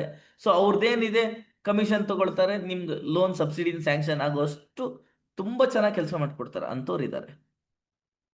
ಆದ್ರೆ ನಿಮ್ಮ ಸುಮ್ಮನೆ ನಿಮ್ಗೆ ಆನ್ಲೈನ್ ಅಲ್ಲಿ ಅರ್ಜಿ ಹಾಕಿ ನಿಮ್ಗೆ ಇನ್ಶೂರೆನ್ಸ್ ಕಟ್ಟಿ ಅಂತ ಹೇಳಿ ಅವರೇ ಎಡಿಟ್ ಮಾಡ್ಕೊಂಡು ನಿಮಗೆ ಕಳಿಸಿ, ಆಯ್ತು ನಿಮ್ ಸ್ಯಾಂಕ್ಷನ್ ಆಗಿದೆ 25, 30, 40, 50 ಸಾವಿರ. ನನ್ಗೆ ಯಾರೋ ಈ ರೀಲ್ಸ್, ನಂದು ಇನ್ಸ್ಟಾಗ್ರಾಮ್ ಅಲ್ಲಿ ಒಂದು ವಿಡಿಯೋ ಹಾಕಿದ್ದೀನಿ ಸ್ನೇಹಿತರೆ. ಸೊ ಇನ್ಸ್ಟಾಗ್ರಾಮ್ ಅಲ್ಲಿ ಒಂದು ವಿಡಿಯೋ ಹಾಕಿದ್ದೀನಿ. ಆ ವಿಡಿಯೋ ಕೆಳಗೆ ಒಬ್ರು ಹಾಕಿದ್ದಾರೆ, ನಾನು 3.5 ಲಕ್ಷ ಹೋಗಿದೆ ಸರ್, ಯಾರು ಕೊಡ್ತಾರೆ ಈ ಲೋನ್, ಯಾರು ಕೊಡಲ್ಲ ಬಿಡಿ ಸರ್, ಸುಳ್ಳೆ ನೀವು ಹೇಳ್ತೀರಾ, ಸುಮ್ನೆ ವಿಡಿಯೋ ರೀಲ್ಸ್ ಮಾಡಿ ಹಾಕಿದ್ದೀರಾ ಅಂತ ಹೇಳಿ. ಖಂಡಿತ ಇಲ್ಲ ಸ್ನೇಹಿತರೆ. ನಿಮ್ಗೆ ನಿಮ್ಮ ಮೊಬೈಲಲ್ಲಿ ಈಗ ನೀವು ಎಲ್ಲರ ಹತ್ರನೂ ಮೊಬೈಲ್ ಇದೆ. ಸೊ ನಿಮ್ಮ ಮೊಬೈಲಲ್ಲಿ ಗೂಗಲ್ ಹೋಗಿ ಮುದ್ರಾ ಅಂತ ಹೊಡೀರಿ, ಮುದ್ರಾ ವೆಬ್ಸೈಟ್ ಓಪನ್ ಆಗುತ್ತೆ. ಮುದ್ರಾ ವೆಬ್ಸೈಟ್ ಅಲ್ಲಿ ನಿಮಗೆ ಕಾಣಿಸುತ್ತೆ 33 ಲಕ್ಷ ಕೋಟಿಯನ್ನ ಕೇಂದ್ರ ಸರ್ಕಾರ ಸಾಲವಾಗಿ ಕೊಟ್ಟಿದೆ ವಿತೌಟ್ ಕೊಲ್ಯಾಟ್ರಲ್. PMEGP ಹೋಗಿ, PMEGP ಡ್ಯಾಶ್ ಬೋರ್ಡ್ ಅಲ್ಲಿ ಇದೆ, ಎಷ್ಟು 6,000 ಕೋಟಿಯನ್ನ ಕಳೆದ ವರ್ಷ ಸಬ್ಸಿಡಿ ಕೊಟ್ಟಿದೆ. ನಮ್ಗೆ ಯಾಕೆ ಬರ್ತಾ ಇಲ್ಲ ಅಂದ್ರೆ ನಮಗೆ ಸರಿಯಾದ ಸಲಹೆಗಾರರು ಸಿಕ್ಕಿಲ್ಲ, ನಮಗೆ ಸರಿಯಾದ ಮಾರ್ಗದರ್ಶಕರು ಸಿಕ್ಕಿಲ್ಲ. ಸೊ ಬಟ್ ಅವರನ್ನು ನಂಬೋ ಪರಿಸ್ಥಿತಿಯಲ್ಲಿ ನಾವಿಲ್ಲ. ಸೊ ಹಾಗಾಗಿ ಈ ತರದ ಸಮಸ್ಯೆಗಳಾಗಿದೆ ಸ್ನೇಹಿತರೆ. ನಾವು ಕೂಡ ಈ ಉದ್ಯಮ ಮಿತ್ರನ ಪ್ರಾರಂಭ ಮಾಡೋದಕ್ಕೆ ಇದೇ ಪ್ರಮುಖ ಕಾರಣ ಸ್ನೇಹಿತರೆ. ನೀವು ಉದ್ಯಮ ಮಿತ್ರ ಕನ್ನಡ ಅಂತ ಯೂಟ್ಯೂಬ್ ಚಾನಲ್ ಇದೆ, ಆ ಯೂಟ್ಯೂಬ್ ಚಾನಲ್ ಲಿಂಕ್ ಅನ್ನ ಬೇಕಾದ್ರೆ ನಾನು ನಿಮ್ಗೆ ಸ್ಟೇಟಸ್ ಅಲ್ಲಿ ಹಾಕ್ತೀನಿ ಸ್ನೇಹಿತರೆ. ಅದ್ರೊಳಗಡೆ ನನಗೊಂದು ದೊಡ್ಡ ಅನುಭವ ಆಯ್ತು. ಸೊ ಹಾಗಾಗಿನೇ ನಾವು ಈ ವೆಬಿನಾರ್ಗಳನ್ನ ಪ್ರಾರಂಭ ಮಾಡಿದ್ದು. ಒಂದು ವಿಡಿಯೋ ಕ್ವಾಲಿಟಿ ಇಲ್ಲ, ಒಂದು ಆಡಿಯೋ ಕ್ವಾಲಿಟಿ ಇಲ್ಲ, ಸೊ ಒಂದು ಎಡಿಟಿಂಗ್ ಚೆನ್ನಾಗಿಲ್ಲ, ಅಷ್ಟು ಖರಾಬಾಗಿರುವ ಒಂದು ವಿಡಿಯೋನ ಸುಮಾರು ಹತ್ ಹದ್ ಎಷ್ಟು 20,000ಕ್ಕೂ ಹೆಚ್ಚು ಜನ ನೋಡ್ತಾರೆ ಸ್ನೇಹಿತರೆ. ಎಷ್ಟು ಹೇಳಿ? 20,000ಕ್ಕೂ ಹೆಚ್ಚು ಜನ. ಕೇಳ್ತಾ ಇದೆಯಲ್ಲ? ಕೇಳ್ತಾ ಇದ್ರೆ ಎಸ್ ಅಂತ ಹಾಕಿ ಸ್ನೇಹಿತರೆ, ಅದರ ಲಿಂಕ್ ಕಳಿಸ್ತೀನಿ ನಿಮ್ಗೆ. ಹಾಯ್, ಹಲೋ, ನಮಸ್ಕಾರ ಸ್ನೇಹಿತರೆ. ಈ ದಿನ ನಾನು ನಿಮ್ಗೆ ಎಸ್ ಕೇಳ್ತಾ ಇದೆಯಲ್ಲ? ಕೇಳ್ತಾ ಇದ್ರೆ ಕಾಮೆಂಟ್ ಬಾಕ್ಸ್ ಅಲ್ಲಿ ಎಸ್ ಅಂತ ಹಾಕಿ, ನಿಮಗೆ ಲಿಂಕ್ ಹಾಕ್ತೀನಿ. ಹಾ ಸ್ನೇಹಿತರೆ, ನಿಮಗೆ ಈಗ ಒಂದು ವಿಡಿಯೋ ಲಿಂಕ್ ಹಾಕಿದ್ದೀನಿ ಯೂಟ್ಯೂಬ್ ಅಲ್ಲಿ. ಸೊ ಈ ವಿಡಿಯೋ ನೀವು ಓಪನ್ ಮಾಡಿ ನೋಡಿ. ಇದನ್ನ ನಾನು ಇದರಲ್ಲಿ ಯಾವ ಆಡಿಯೋ ಕ್ವಾಲಿಟಿ ಇಲ್ಲ, ವಿಡಿಯೋ ಕ್ವಾಲಿಟಿ ಇಲ್ಲ, ವಿಡಿಯೋ ಕ್ವಾಲಿಟಿ ಇಲ್ಲ, ಎಡಿಟಿಂಗ್ ಇಲ್ಲ. 4 ತಿಂಗಳ ಹಿಂದೆ ನಾನು ಈ ವಿಡಿಯೋನ ಯೂಟ್ಯೂಬ್ ಅಲ್ಲಿ ಸುಮ್ಮನೆ ನಮ್ಮ ಯಾರೋ ಸ್ನೇಹಿತರು ಕೇಳಿದ್ರು ಅನ್ನೋ ಕಾರಣಕ್ಕೆ ನಾನು ಇದನ್ನ ಅಪ್ಲೋಡ್ ಮಾಡ್ತೀನಿ ಸ್ನೇಹಿತರೆ. ಅಪ್ಲೋಡ್ ಮಾಡಿದ್ರೆ ಸುಮಾರು 20,000 ಜನ ಆ ವಿಡಿಯೋನ ವೀಕ್ಷಣೆ ಮಾಡ್ತಾರೆ. 20,000 ಜನ ವಿಡಿಯೋನ ವೀಕ್ಷಣೆ ಮಾಡಿದ್ದಾರೆ. ಆಡಿಯೋ ಕ್ವಾಲಿಟಿ ಇಲ್ಲ, ವಿಡಿಯೋ ಕ್ವಾಲಿಟಿ ಇಲ್ಲ, ಎಡಿಟಿಂಗ್ ಚೆನ್ನಾಗಿಲ್ಲ, ಇದು ಏನು ಇಲ್ಲ ಅಂದ್ರೂ ಸುಮಾರು 20,000 ಜನ ನೋಡಿದ್ದಾರೆ ಸ್ನೇಹಿತರೆ. ಹತ್ತತ್ರ 1,000 ಗಂಟೆನ ಅದನ್ನ ಆ ವಿಡಿಯೋನ ವೀಕ್ಷಣೆ ಮಾಡಿದ್ದಾರೆ. ಯಾಕೆ ಹೇಳ್ತಾ ಇದ್ದೀನಿ ಅಂದ್ರೆ, ನಾನು ಸುಮಾರು ಏನು ಇಲ್ಲ ಅಂದ್ರೂ 1,000 ಫೋನ್ ಕಾಲ್ಗಳನ್ನ ಅಟೆಂಡ್ ಮಾಡಿದ್ದೀನಿ. ಆ 20,000 ಜನದಲ್ಲಿ ನನಗೆ 1,000 ಫೋನ್ಗಳು ಬಂದಿದ್ದಾವೆ. ಆಗ ನನಗೆ ಅರ್ಥ ಆಗಿದ್ದು, ಇದು ಇಷ್ಟು ಬೇಡಿಕೆ ಇರುವ ವಸ್ತು, ಇಷ್ಟೊಂದು ಅವಶ್ಯಕತೆ ಇದೆ. ಅದ್ರಲ್ಲಿ ನನಗೆ ತುಂಬಾ ಜನ ಕೇಳ್ತಾರೆ, ಸರ್ ಈ ಸ್ಕೀಮ್ ಬಂದು ಎಷ್ಟು ದಿನ ಆಯ್ತು ಸರ್, ನಮ್ಗೆ ಗೊತ್ತೇ ಆಗಿಲ್ಲ ಅಂತ ಹೇಳಿ. ಸರ್ ಈ ಸ್ಕೀಮ್ ಬಂದು 15-20 ವರ್ಷ ಆಯ್ತು. ಸ್ವತಃ ನಾನೇ 10 ವರ್ಷದಿಂದ PMEGPಯಲ್ಲಿ ಸಾಲ ತಗೊಂಡು ಸಬ್ಸಿಡಿ ತಗೊಂಡು ಕಟ್ಟೆ ಆಗಿದೆ. ನಾನೇ ಐ ವಿಟ್ನೆಸ್, ನಾನೇ 10 ವರ್ಷದಿಂದ ತಗೊಂಡಿದ್ದೀನಿ. ಅಂದ್ರೆ ಆಗಿದ್ದ ಯೋಜನೆ ಅವತ್ತಿಂದನೂ ಇದೆ, ಲೈವ್ ಆಗಿರುತ್ತೆ, ಎನಿ ಟೈಮ್ ಇರುತ್ತೆ. ಈ PMEGP ಯೋಜನೆ ಮಧ್ಯದಲ್ಲಿ ಬ್ರೇಕೇ ಆಗಲ್ಲ, ಅದಕ್ಕೆ ಡೇಟ್ ಇಲ್ಲ, ನೀವು ಯಾವಾಗ ಬೇಕಾದ್ರೂ ಅಪ್ಲೈ ಮಾಡ್ತಾ ಹೋಗ್ಬೋದು. ಬಟ್ ಈಗ ಕಳೆದ 4 ತಿಂಗಳಿಂದ ಸ್ಟಾಪ್ ಆಗಿತ್ತು. ಯಾಕಂದ್ರೆ ಹೆವಿ ಅಪ್ಲಿಕೇಶನ್ ಬರ್ತಾ ಇದಾವೆ ಇತ್ತೀಚೆಗೆ, ಹೆವಿ ಸಬ್ಸಿಡಿ ಕ್ಲೈಮ್ ಆಗ್ತಾ ಇರೋದ್ರಿಂದ ಸರ್ಕಾರ ಒಂದು 4-5 ತಿಂಗಳು ಇದನ್ನ ಬಂದ್ ಮಾಡಿತ್ತು ಸ್ನೇಹಿತರೆ. ಆ ತರದ ವಿಡಿಯೋದಿಂದ ನನಗೆ ಗೊತ್ತಾದ ಮಾಹಿತಿ ಏನು ಅಂದ್ರೆ, ನಮ್ಮ ಕನ್ನಡದಲ್ಲಿ ಮಾಹಿತಿ ಜನಗಳಿಗೆ ಅವಶ್ಯಕತೆ ಇದೆ. ಆ ಮಾಹಿತಿಯನ್ನ ನಾವು ಸರಿಯಾಗಿ ಕೊಡ್ಬೇಕಾಗಿದೆ. ಸೊ ತಪ್ಪು ಭರವಸೆಗಳು, ತಪ್ಪು ಮಾಹಿತಿಗಳನ್ನ ಜನ ತಗೊಂಡು ಆನ್ಲೈನ್ ಅಲ್ಲಿ ಪಾಪ ತಮ್ಮ ಹಣನ ಕಳ್ಕೊಳ್ತಾ ಇದ್ದಾರೆ. ಸೊ ಹಾಗಾಗಿ ಅವರಿಗೊಂದು ಸಹಾಯ ಮಾಡಬೇಕು. ನನ್ನಲ್ಲಿರುವ, ನಮ್ಮ ಸಂಸ್ಥೆಯ ಎಕ್ಸ್ಪರ್ಟ್ಗಳಲ್ಲಿರುವ ನಾಲೆಡ್ಜ್ ಅನ್ನ ನಾವು ಈ ರೀತಿ ಶೇರ್ ಮಾಡೋಣ ಅನ್ನೋ ಉದ್ದೇಶಕ್ಕೆ ಒಂದು ಆರ್ಗನೈಸ್ಡ್ ಸೆಕ್ಟರ್, ಇದು ಅನ್ಆರ್ಗನೈಸ್ಡ್ ಸೆಕ್ಟರ್ ಅನ್ನ ಆರ್ಗನೈಸ್ಡ್ ಸೆಕ್ಟರ್ ಆಗಿ ಉದ್ಯಮ ಮಿತ್ರ ಪ್ರಾರಂಭ ಆಯಿತು.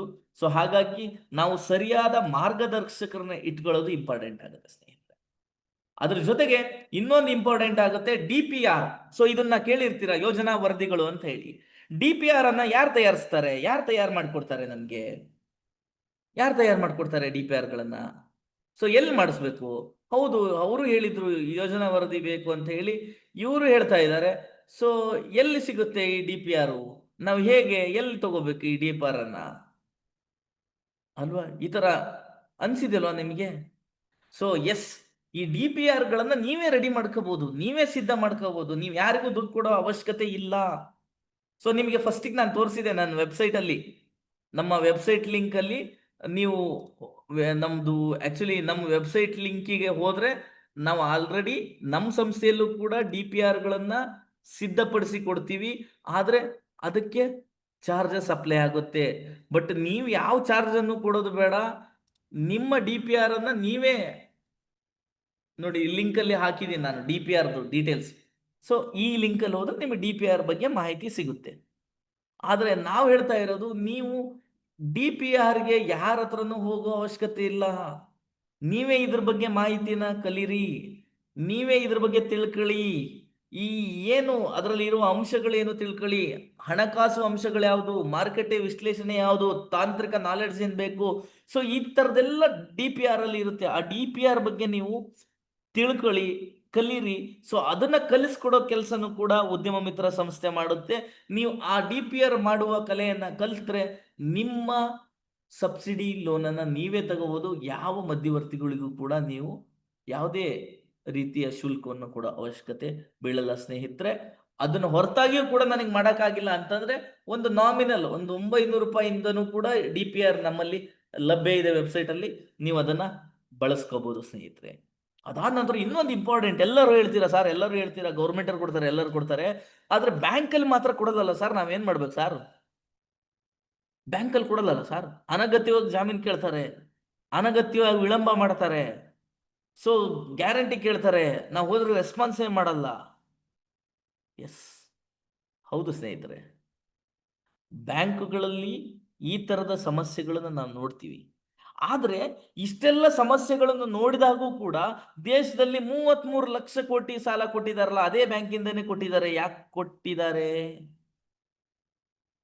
ದೇಶದಲ್ಲಿ ಇದೇ PMEGP 6,500 ಕೋಟಿ ಸಬ್ಸಿಡಿ ಕೊಟ್ಟಿದ್ದಾರೆ. ಹೆಂಗೆ ಕೊಟ್ಟಿದ್ದಾರೆ? ಅದೇ ಬ್ಯಾಂಕುಗಳಿಂದನೇ ಕೊಟ್ಟಿದಾರಲ್ವಾ. ಸೊ ಅವ್ರಿಗೆ ಹೆಂಗ್ ಕೊಟ್ರು, ಅವ್ರಿಗೆ ಹೆಂಗ್ ಸಿಕ್ತು? ಎಸ್, ನಾವು ಇದ್ರ ಬಗ್ಗೆ ನಾವೇ ಆತ್ಮಾವಲೋಕನ ಮಾಡ್ಬೇಕಲ್ವಾ, ನಾವೇ ಆತ್ಮಾವಲೋಕನ ಮಾಡ್ಬೇಕಾಗುತ್ತೆ. ಎಸ್, ಹೌದು, ಯಾಕೆ ಕೊಟ್ಟಿದ್ದಾರೆ? ಕೇಳ್ತಾ ಇದ್ದಿಲ್ಲ ಸ್ನೇಹಿತರೆ ನಿಮ್ಗೆ? ನಮ್ಮ ಆತ್ಮಾವಲೋಕನವನ್ನ ನಾವು ಮಾಡ್ಕೋಬೇಕಾಗುತ್ತೆ. ಸೊ ನಮ್ಮ ಆತ್ಮಾವಲೋಕನ ನಾವು ಮಾಡ್ಕೊಂಡಾಗ ಮಾತ್ರ ಯಾಕೆ ಅವ್ರಿಗೆ ಕೊಟ್ರು, ನಮಗೆ ಯಾಕೆ ಕೊಡ್ಲಿಲ್ಲ ಅನ್ನುವ ಬಗ್ಗೆ ವಿಮರ್ಶೆ ಮಾಡೋದಕ್ಕೆ ಸಾಧ್ಯ ಆಗ್ತದೆ. ಎಸ್, ಅವರಿಗೆ ಆ ಯೋಜನೆ ಬಗ್ಗೆ ಸಂಪೂರ್ಣ ಮಾಹಿತಿ ಇದೆ, ಆ ಯೋಜನೆ ಬಗ್ಗೆ ನಾಲೆಡ್ಜ್ ಇದೆ. ಆ ಬ್ಯಾಂಕಿಗೆ ಹೋದಾಗ ಯಾಕೆ ಕೊಡಲ್ಲ ಅಂತ ಅವರು ಹೇಳ್ತಾರೆ. ಅವರು ಹೇಳಿದ್ರೆ ಅದಕ್ಕೆ ಇವರು ಪ್ರತಿಯಾಗಿ, ಅಂದ್ರೆ ನಾನು ಫಲಾನುಭವಿಯಾಗಿ, ಎಸ್ ನಿಂಗೆ ಲೋನ್ ಕೊಡಲ್ಲ ಅಂದ್ರೆ ಯಾಕೆ ಕೊಡಲ್ಲ ಸರ್ ಅಂತ ನಾವು ಕೇಳ್ಬೇಕಲ್ಲ. ಅವರೇ ನಮ್ಮ ಮಾವನ ಮಕ್ಕಳಲ್ಲ. ಸೊ ಯಾವ ಕಾರಣ ಕೊಡಲ್ಲ? ನಮ್ದು ಸಿಬಿಲ್ ಸ್ಕೋರ್ ಸರಿ ಇಲ್ವಾ, ನಮ್ದು ಪ್ರಾಜೆಕ್ಟ್ ಸರಿ ಇಲ್ವಾ, ಸರ್ಕಾರ ನಮ್ಗೆ ಅಪ್ರೂವಲ್ ಮಾಡಿಲ್ವಾ? ಸೊ ಇದನ್ನೆಲ್ಲ ನಾನು ಕೇಳ್ಬೇಕು ಅವರಿಗೆ ಅಂತ ಹೇಳಿದ್ರೆ ನನಗೆ ಗೊತ್ತಿರ್ಬೇಕಲ್ಲ. ನನಗೆ ಗೊತ್ತಿಲ್ಲ ಅಂದ್ರೆ ನಾನು ಅವ್ರಿಗೆ ಹೆಂಗೆ ಕೇಳಕ್ಕಾಗುತ್ತೆ? ಸೊ ಹಾಗಾಗಿ ಸ್ನೇಹಿತರೆ, ನೀವು ಇದರಲ್ಲಿ ನಾಲೆಡ್ಜ್ ಅನ್ನ ಪಡಿಬೇಕು. ನೀವು ನಾಲೆಡ್ಜ್ ಅನ್ನ ಪಡೆಯದೆ ಹೊರತು ಈ ಬ್ಯಾಂಕುಗಳು ನಿಮ್ಮನ್ನ ಏನು ಒಂದು ರೀತಿಯ ಲೇಬರ್ ತರ ಟ್ರೀಟ್ ಮಾಡ್ತಾರೆ. ಅವರಿಗೆ ನಾವು ಪ್ರತಿಕ್ರಿಯೆ ಕೊಡಬೇಕು ಅಂತಂದ್ರೆ ನಾವು ಇದ್ರ ಬಗ್ಗೆ ನಾಲೆಡ್ಜ್ ಅನ್ನ ತಗೋ, ಮಾಹಿತಿಯನ್ನ ತಿಳ್ಕೋಬೇಕು. ಆ ಮಾಹಿತಿನ ತಿಳ್ಕೊಳ್ಳೋದಕ್ಕೆ ಯಾವ ಸ್ಕೂಲ್ ಇಲ್ಲ, ಇನ್ಸ್ಟಿಟ್ಯೂಷನ್ಸ್ ಇಲ್ಲ, ಕಾಲೇಜಿಗೆ ಹೋಗೋಕ್ಕಾಗಲ್ಲ. ಈಗ ಇದೇ ಡಿಜಿಟಲ್ ಟೆಕ್ನಾಲಜಿ ಬಂದಿರೋದ್ರಿಂದ ನಿಮ್ಮ ಮೊಬೈಲ್ ಬೆರಳ ತುದಿಯಲ್ಲಿಯೇ ಉದ್ಯಮ ಮಿತ್ರದಂತ ಸಂಸ್ಥೆಗಳು ಕನ್ನಡದಲ್ಲಿ ಕೊಡ್ತಾ ಇದೆ. ನಿಮಗೆ ಇಂಗ್ಲಿಷ್ ಹಿಂದಿಯಲ್ಲಿ ಸಿಗ್ಬಹುದು, ಆದ್ರೆ ಕನ್ನಡದಲ್ಲಿ ಉದ್ಯಮ ಮಿತ್ರ ಸಂಸ್ಥೆ ಒಂದೇ ಈ ರೀತಿ ಇಡೀ ರಾಜ್ಯದಲ್ಲಿ ಏಕೈಕ ಸಂಸ್ಥೆ ಉದ್ಯಮ ಮಿತ್ರ. ನಿಮಗೆ ಈ ಫೈನಾನ್ಷಿಯಲ್ ನಾಲೆಡ್ಜ್ ಅನ್ನ ಆನ್ಲೈನ್ ಅಲ್ಲಿ ಒಂದು ಎಜುಕೇಶನಲ್ ಮೋಡ್ ಅಲ್ಲಿ ಕೊಡ್ತಾ ಇರೋದು ಸ್ನೇಹಿತರೆ. ಸೊ ತುಂಬಾ ಸಾರಿ ಸಾಲ ಮಂಜೂರಾತಿ ಮಾಡೋದಕ್ಕೆ ವಿಳಂಬ ಮಾಡ್ತಾರೆ, ನಿರಂತರ ಫಾಲೋ ಅಪ್ ಮಾಡಬೇಕಾಗುತ್ತೆ, ಸಬ್ಸಿಡಿಗೆ ಕಾಯ್ಬೇಕಾಗುತ್ತೆ, ಸಬ್ಸಿಡಿ ಬಿಡುಗಡೆ ಆದರೂ ಬ್ಯಾಂಕಿಗೆ ಹೋಗುತ್ತೆ. ಸೊ ಇದೆಲ್ಲದೂ ಕೂಡ ನಮಗೆ ಏನು ತೋರಿಸುತ್ತೆ ಅಂತಂದ್ರೆ ನಮ್ಮ ನಾಲೆಡ್ಜ್ ಅನ್ನ ಅವ್ರ ಮುಂದೆ ವ್ಯಕ್ತಪಡಿಸಬೇಕಾದ ಸಂದರ್ಭವನ್ನ ತೋರಿಸುತ್ತೆ. ಅದ್ರ ಜೊತೆಗೆ ತುಂಬಾ ಜನ ಎಲಿಜಿಬಲ್ ಇರ್ತಾರೆ, ಅವ್ರಿಗೆ ಅವರು ಟ್ರೈ ಮಾಡಿದ್ರೆ ಸಾಲನೂ ಸಿಗುತ್ತೆ, ಸಬ್ಸಿಡಿನೂ ಸಿಗುತ್ತೆ. ಆದ್ರೆ ಅವ್ರಿಗೆ ಒಂದು ಭಯ, ಅವ್ರ ಒಳಗಡೆನೆ ಇರುವ ಒಂದು ಭಯ, ಅವ್ರಿಗೆ ಗೊತ್ತಿಲ್ದಿರೋ ಭಯ. ಅಯ್ಯೋ ನನಗೆ ಬ್ಯಾಂಕ್ನವ್ರು ಕೊಡಲ್ಲ, ಅಯ್ಯೋ ನಮ್ದು ಎಲ್ಲಿದೆಯಪ್ಪ, ನಮ್ದು ಸೈಟ್ ಇಲ್ಲ, ನಮ್ದು ಜಮೀನಿಲ್ಲ, ನಮ್ಗೆಲ್ಲ ಎಲ್ಲಿ ಸಾಲ ಕೊಡ್ತಾರೆ, ನಮ್ಗೆಲ್ಲ ಎಲ್ಲಿ ಸಬ್ಸಿಡಿ ಕೊಡ್ತಾರೆ. ಸೊ ಈ ತರದ ನಮ್ಮ ಮನಸ್ಸಿನೊಳಗೆ ನಾವೇ ಸೃಷ್ಟಿಸಿಕೊಂಡಿರುವಂತಹ ಸುಪ್ತ ಮನಸ್ಸಿನ ಭಯಗಳು ಕೂಡ ನಮಗೆ ಹಿಂದಿಡಿ ಇಡುತ್ತಾ ಇದ್ದಾವೆ. ಸೊ ಒಂದಷ್ಟು ಭಾಷೆ ಸಮಸ್ಯೆ ಆದ್ರೆ ಇನ್ನೊಂದಷ್ಟು ನಮ್ಮ ಒಳಗಡೆ ಇರೋ ಭಯ, ಅಥವಾ ಎಲ್ಲಾದ್ರೂ ನನ್ನ ಪ್ರಾಜೆಕ್ಟ್ ಅನ್ನು ರಿಜೆಕ್ಟ್ ಮಾಡಿಬಿಟ್ರೆ, ಅರೆ ರಿಜೆಕ್ಟ್ ಮಾಡ್ಲಿ ಸಾರ್, ಮತ್ತೆ ಹೊಸ್ದಾಗ ಹಾಕೋಣ, ಏನ್ ಜೀವನ ಹೋಗಲ್ಲ, ಮತ್ತೆ ಪ್ರಯತ್ನ ಪಡೋಣ. ಇನ್ನೊಂದಷ್ಟು ಜನಕ್ಕೆ ಇಲ್ಲ, ದುಡ್ಡು ಕೊಡ್ಬೇಕು, ಲಂಚ ಕೊಡ್ಬೇಕು, ಲಂಚ ಕೊಟ್ಟಿಲ್ಲ ಅಂದ್ರೆ ಆಗಲ್ಲ. ಸರಿ ಸರ್, ಲಂಚ ಯಾಕೆ ಕೊಡ್ತೀರಾ ನೀವು? ನಿಮ್ದೆಲ್ಲ ಕಾನೂನುಬದ್ಧವಾಗಿರಬೇಕಾದ್ರೆ ಯಾಕೆ ಮಾಡಲ್ಲ ಅಂತ ಕೇಳೋದಕ್ಕೆ ಅವಕಾಶ ಇದೆ. ಪಾರದರ್ಶಕವಾಗಿದೆ ಇವತ್ತು ವ್ಯವಸ್ಥೆ ಅಲ್ವಾ?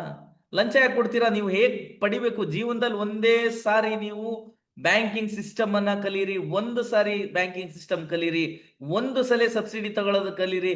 ಲೈಫ್ ಟೈಮ್ ಅಲ್ಲಿ ನಿಮ್ಗೆ ಈ ಸಬ್ಸಿಡಿ ಸಾಲ ಸೌಲಭ್ಯಗಳನ್ನ ಪಡೆಯುವ ಪರಿಕಲ್ಪನೆಯ ದೃಷ್ಟಿನೇ ಬದಲಾಗ್ತದೆ. ನೀವು ಹಲವಾರು ಜನಕ್ಕೆ ಇದೇ ರೀತಿಯ ಸಹಾಯನ ಮಾಡ್ಬೋದು. ಇಲ್ಲ ಅನಗತ್ಯ ಡಾಕ್ಯುಮೆಂಟ್ ಕೇಳ್ತಾರೆ, ಉದ್ದೇಶಪೂರ್ವಕ ವಿಳಂಬ ಮಾಡ್ತಾರೆ. ನೋ, ಉದ್ದೇಶಪೂರ್ವಕವಾಗಿ ವಿಳಂಬ ಮಾಡೋ ಪ್ರಶ್ನೆನೇ ಇಲ್ಲ. ಟೈಮ್ ಬಾಂಡಿಂಗ್ ಇರುತ್ತೆ, ಆ ಟೈಮ್ ಬಾಂಡಿಂಗ್ ಅಲ್ಲಿ ನೀವು ಮಾಡ್ಬೇಕು. ಇನ್ನೊಂದು ಇಂಪಾರ್ಟೆಂಟ್, ಈ ಒಂದು ವಿಷಯನ ನೀವು ಗಂಭೀರವಾಗಿ ಕೇಳಬೇಕಾಗುತ್ತೆ ಸ್ನೇಹಿತರೆ. ಮಂಜೂರಾತಿ ನಂತರ ಯಾವುದೇ ಬೆಂಬಲವಿರುವುದಿಲ್ಲ. ಎಸ್, ನಿಮ್ಗೆ ಅವಾಗಲೇ ನಾನು ಹೇಳ್ತಾ ಇದ್ದೆ, ಯಾಕೆ ಸಬ್ಸಿಡಿ ತಗೊಳ್ಳೋದು ಸಾಧನೆ ಅಲ್ಲ. ನೀವು ಇದುವರೆಗೂ ಸರ್ ನವೀನ್ ಸಾರ್, ಏನ್ ಸಾರ್ ನೀವು ಇಷ್ಟೊಂದು ನಿಮ್ ಭಾಷಣ ಮಾಡ್ತಾ ಇದ್ದೀರಾ? ನಿಮ್ ಭಾಷಣ ಕೇಳೋದಕ್ಕೆ ನಾವು ಕೂತಿಲ್ಲ ಸರ್, ಸಬ್ಸಿಡಿದು ಮಾಹಿತಿ ಕೊಡಿ. ಸೊ ನಾವು ಅಟ್ಲೀಸ್ಟ್ ನಿಮಗೆ 100 ರೂಪಾಯಿ ಕೊಟ್ಟಿದ್ದೇವಲ್ಲ, ಅದು ವರ್ಕೌಟರ್ ಆಗ್ಬೇಕು ಅಂತ ಹೇಳಿ. ಸರ್ ನಿಮಗೆ ಈ ವೆಬಿನಾರ್ ಇದೆಯಲ್ಲ, ನಿಮ್ಮ ಬದುಕು ಬದಲಾಯಿಸುವ ವೆಬಿನಾರ್. ಯಾಕೆ ಈ ಬದುಕು ಬದಲಾಯಿಸುವ ವೆಬಿನಾರ್ ಅಂತ ನಾವು ಹೇಳಿದೀವಿ ಅಂತಂದ್ರೆ, ಬರೇ ನಿಮಗೆ ಸಾಲ ತಗೊಳ್ಳೋದಕ್ಕೆ ನಾವು ಹೇಳ್ತಾ ಇಲ್ಲ, ನೀವು ಸಾಲ ತಗೊಳ್ಳಿ ಅಂತ ನಾವು ಮೋಟಿವೇಟ್ ಮಾಡ್ತಾ ಇಲ್ಲ. ನೀವು ನಿಮಗೆ ಸಾಲ ಕೊಡಿಸುವುದು ನಮ್ಮ ಉದ್ದೇಶ ಅಲ್ಲ. ನಿಮ್ದು ಒಂದು ಉದ್ಯಮ ಪ್ರಾರಂಭ ಆಗಬೇಕು, ಆ ಉದ್ಯಮ ಕೋಟಿ ಕೋಟಿ ರೂಪಾಯಿ ಗಳಿಸೋ ಹಂತಕ್ಕೆ ಹೋಗ್ಬೇಕು, 100 ಜನಕ್ಕೆ ಅದರಿಂದ ಕೆಲಸ ಸೃಷ್ಟಿಯಾಗಬೇಕು. ಈ ಭವ್ಯ ಭಾರತಕ್ಕೆ ನಿಮ್ ಕಡೆಯಿಂದ ಒಂದಷ್ಟು ಕೊಡುಗೆ ಸಿಗಬೇಕು ಅನ್ನೋ ದೃಷ್ಟಿಕೋನ ಇಟ್ಕೊಂಡು ಮಾಡ್ತಾ ಇರೋದು ಬಿಟ್ರೆ, ನಿಮಗೆ ಸಾಲ ಕೊಡಿಸಿ ನಾಳೆ ನೀವು ಸಾಲ ರೀಪೇಮೆಂಟ್ ಮಾಡ್ಬೇಕಲ್ಲ, ಆ ರೀಪೇಮೆಂಟ್ ಮಾಡದೇ ಇರುವ ಪ್ರಕರಣಗಳು ಸಬ್ಸಿಡಿ ಸಾಲಗಳಲ್ಲಿ ತುಂಬಾ ಇದೆ. ನೀವು ಯಾವ ಬ್ಯಾಂಕಿಗಾದ್ರೂ ಹೋಗಿ ಕೇಳಿ, ನೀವು ಸಬ್ಸಿಡಿ ಅಂದ ತಕ್ಷಣನೇ ನಿಮ್ಮನ್ನ ಎಂಟರ್ಟೈನೇ ಮಾಡಲ್ಲ ಅವ್ರು. ಹೌದಾ, ನೋಡೋಣ ಮುಂದಿನ ವಾರ ಬನ್ನಿ, ಇಲ್ಲ ಮುಂದಿನ ತಿಂಗಳು ಬನ್ನಿ, ನಾನೀಗ ಬ್ಯುಸಿ ಇದ್ದೀನಿ. ಯಾಕೆ? ಸಬ್ಸಿಡಿ ಸಾಲಗಳನ್ನು ಪಡೆದಂಥವ್ರು ಬಹುತೇಕರು ಅವ್ರಿಗೆ ರೀಪೇಮೆಂಟ್ ಮಾಡಿಲ್ಲ. ಸೊ ಅವ್ರು ರೀಪೇಮೆಂಟ್ ಮಾಡಿಲ್ಲ, ನನಗೆ ಯಾಕೆ ಟಾರ್ಚರ್ ಕೊಡ್ತೀರಾ?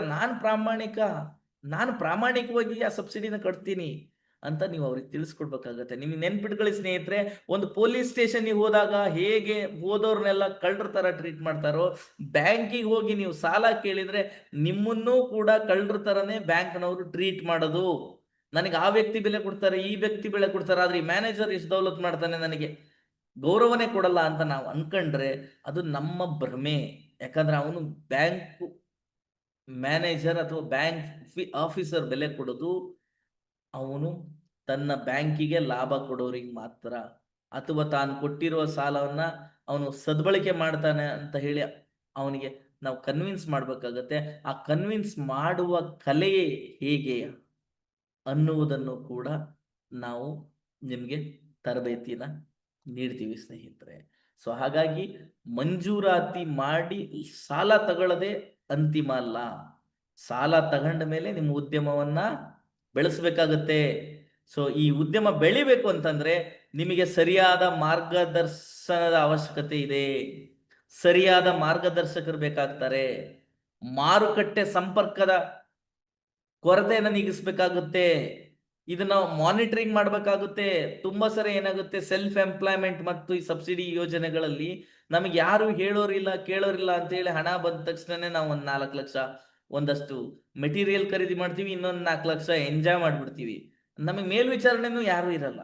ಸೊ ಹಾಗಾಗಿ ಏನಾಗ್ಬಿಡುತ್ತೆ, ಈ ಕ್ಯಾಶ್ ಫ್ಲೋ ಮಿಸ್ ಆಗ್ಬಿಡುತ್ತೆ. ಆ ಕ್ಯಾಶ್ ಫ್ಲೋ ಮಿಸ್ ಆದ್ರೆ ಮತ್ತೆ ಆ ಹಣ ಕಟ್ಟೋದಕ್ಕೆ ಮತ್ತೆ ಬೇರೆ ಕಡೆ ಬಡ್ಡಿ. ಸೊ ನಮ್ಮ ಏನು ಈಗ ಆರಾಮಿದ್ದೀವಿ, ಏನೂ ಸಮಸ್ಯೆ ಇಲ್ಲ, 2 ಹೊತ್ತು ಊಟ ಮಾಡ್ಕೊಂಡು ನೆಮ್ಮದಿಯಾಗಿದ್ದೀವಿ, ಎಸ್ ಇರ್ರಿ, ತೊಂದರೆ ಇಲ್ಲ. ಆದರೆ ನೀವು ಒಂದು ಉದ್ಯಮನ ಪ್ರಾರಂಭ ಮಾಡಕ್ ಹೊರಟ್ರೆ ಈ ತರದ ಎಲ್ಲ ರಿಸ್ಕ್ಗಳನ್ನು ತಗೊಂಡು ಮುಂದೆ ಹೋಗ್ಬೇಕು. ಆದರೆ ನೀವು ತಗೊಳ್ಳುವ ರಿಸ್ಕು ನಿಮ್ಮ ಮಕ್ಕಳು ಮೊಮ್ಮಕ್ಕಳ ಬದುಕನ್ನು ಕಟ್ಕೊಡುತ್ತೆ ಅನ್ನೋದನ್ನ ಮರಿಬೇಡಿ ಸ್ನೇಹಿತರೆ. ನೀವು ಇವತ್ತು ತಗೊಳ್ಳೋ ರಿಸ್ಕು, ನೀವು ಇವತ್ತು ಮಾಡುವ ಸ್ಯಾಕ್ರಿಫೈಸ್ ನಿಮ್ಮ ಜೀವನ ಅಷ್ಟೇ ಅಲ್ಲ, ನಿಮ್ಮ ಮಕ್ಕಳು ಮೊಮ್ಮಕ್ಕಳ ಜೀವನನೂ ಕೂಡ ಕಟ್ಕೊಡುತ್ತೆ. ಅದರಲ್ಲಿ ಖಂಡಿತ ಅನುಮಾನ ಇಲ್ಲ ಸ್ನೇಹಿತರೆ. ಈಗ ನೋಡಿ, ಯಾರೋ ಒಬ್ಬ ಸಬ್ ಇನ್ಸ್ಪೆಕ್ಟರ್ ಇದ್ದಾರೆ ಅಂದ್ರೆ ಅವ್ರು ರಿಟೈರ್ಡ್ ಆದ್ರೆ ಅವ್ರ ಮಕ್ಕಳಿಗೆ ನಾಳೆ ಬೆಳಗ್ಗೆ ಸಬ್ ಇನ್ಸ್ಪೆಕ್ಟರ್ ಪೋಸ್ಟ್ ಕೊಡಲ್ಲ. ಯಾರೋ ಒಬ್ರು IAS ಆಫೀಸರ್ ಇದಾರೆ ಅಂದ್ರೆ ನಾಳೆ ಬೆಳಿಗ್ಗೆ ಅವ್ರ ಮಕ್ಕಳಿಗೆ IAS ಆಫೀಸರ್ ಹುದ್ದೆ ಕೊಡಲ್ಲ. ಅದೇ ಅದೇ ನಿಮ್ಮ ಹೆಸರಲ್ಲಿ ಒಂದು ಮ್ಯಾನುಫ್ಯಾಕ್ಚರಿಂಗ್ ಇಂಡಸ್ಟ್ರಿ ಇದೆ, ಒಂದು ಪಿಕಲ್ ಇಂಡಸ್ಟ್ರಿ ಇದೆ, ಒಂದು ಫುಡ್ ಇಂಡಸ್ಟ್ರಿ ಇದೆ.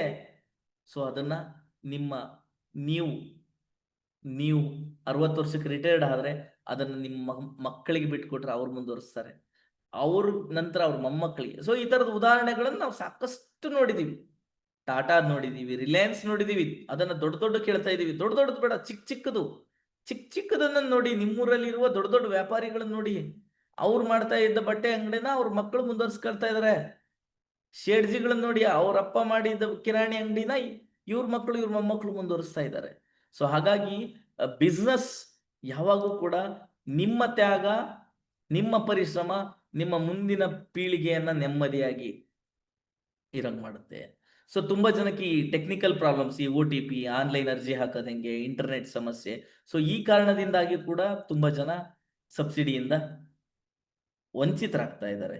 ಸೊ ಹಾಗೆ ವಂಚಿತರ ಆಗಬಾರ್ದು ಅಂತ ಅನ್ನುವ ಉದ್ದೇಶಕ್ಕಾಗಿನೇ ನಿಮಗೆ ಉದ್ಯಮ ಮಿತ್ರ ಒಂದು ಭರವಸೆಯ ಬೆಳಕಾಗಿದೆ. ಸೊ ನಿಮಗೆ ಒಂದು ಭರವಸೆಯನ್ನ ನೀಡ್ತಾ ಇದೆ. ಸಬ್ಸಿಡಿ ಸಾಲಗಳಿಗೆ ಪರಿಹಾರವನ್ನು ನೀಡುವ ನಿಟ್ಟಿನಲ್ಲಿ ಕನ್ನಡದಲ್ಲಿ ಸರಳವಾಗಿ ಕಲಿಸೋ ಪ್ರಯತ್ನವನ್ನು ಮಾಡಿದ್ದೀವಿ. ಈಗ ನಾವು ಇದುವರೆಗೂ ಅನ್ಆರ್ಗನೈಸ್ಡ್ ಆಗಿ ನೂರಾರು ಜನಕ್ಕೆ ಸಲಹೆ ಕೊಟ್ಟಿದ್ದೀವಿ, ನೂರಾರು ಜನ ಉದ್ಯಮವನ್ನು ಪ್ರಾರಂಭ ಮಾಡಿದ್ದಾರೆ. ಆದ್ರೆ ಆರ್ಗನೈಸ್ಡ್ ಆಗಿ ಈಗ ಬಂದಿದೆ. ಸುಮಾರು 95% ಗಿಂತ ಹೆಚ್ಚು ಜನ ನಮ್ಮಲ್ಲಿ ಸಬ್ಸಿಡಿ ಸಾಲದ ಬೆನಿಫಿಟ್ ಅನ್ನು ತಗೊಂಡಿದ್ದಾರೆ.